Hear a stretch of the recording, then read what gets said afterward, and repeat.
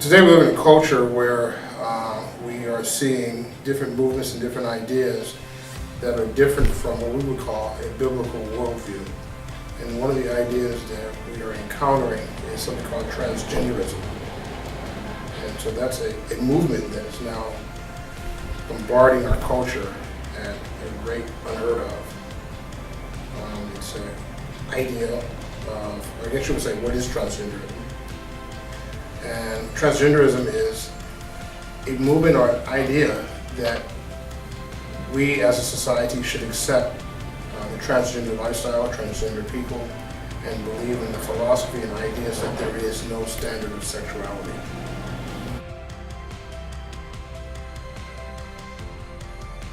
Trans acceptance affects us as a movement that is trying to change biology. When a child is born either XX or XY.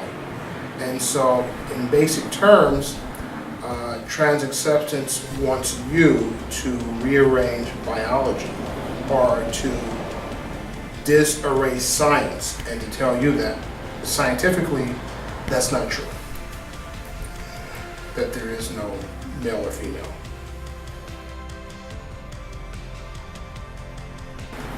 The ultimate goal of trans acceptance is to have society as a whole accept the transgender movement and to normalize behavior of transgender people and to say that that's normal. Ultimately, it is to disrupt the creative process of God and to usurp His authority to believe that man has a way of deciding what is good, what is bad, what is right, what is wrong.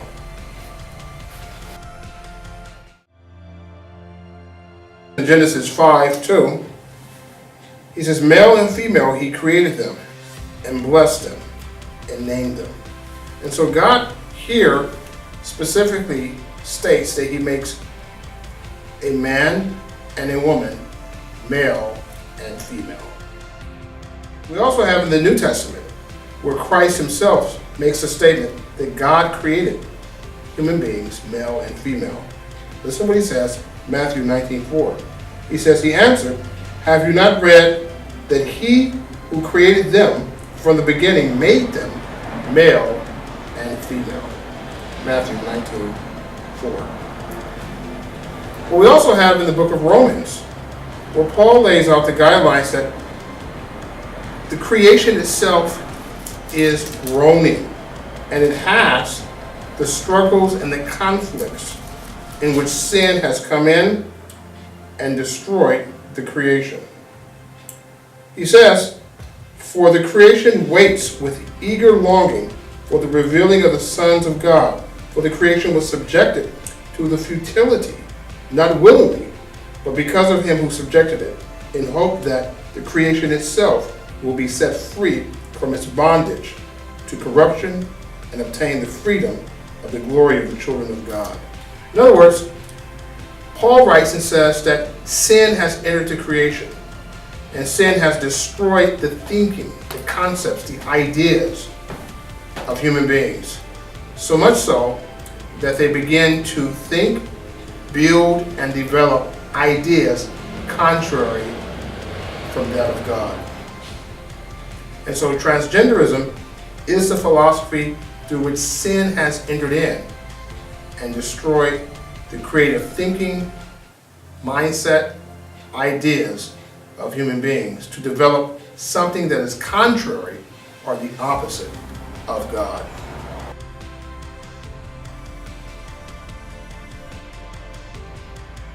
The future effects that I believe of transgenderism is to deny the authority of right and wrong and to develop an idea of man deciding what is right or wrong, which I believe will have devastating effects on the culture of American society. If there is no standard for right and wrong, then there is no standard for morality.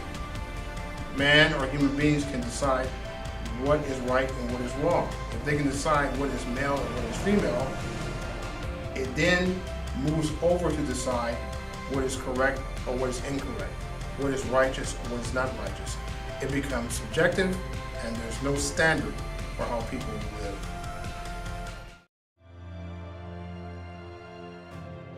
biblical remedy and the solution for people who are suffering through the issue of transgenderism is only one hope. I believe that hope is the gospel, in which Christ can transform the hearts, the mind, the thinking of any individual who has been overwhelmed by the idea of transgenderism.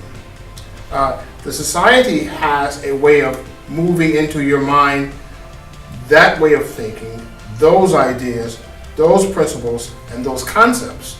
And I believe that once the gospel penetrates the heart and the minds of any individual who is suffering with that, God will transform their mind, transform their thinking. And only the gospel and only Christ can do that.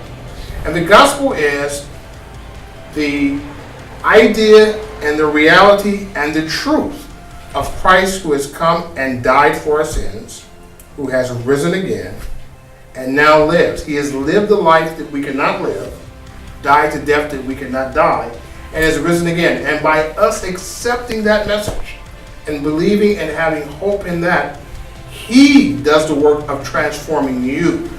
And so the true person who transforms us rather than transgenders us is Christ.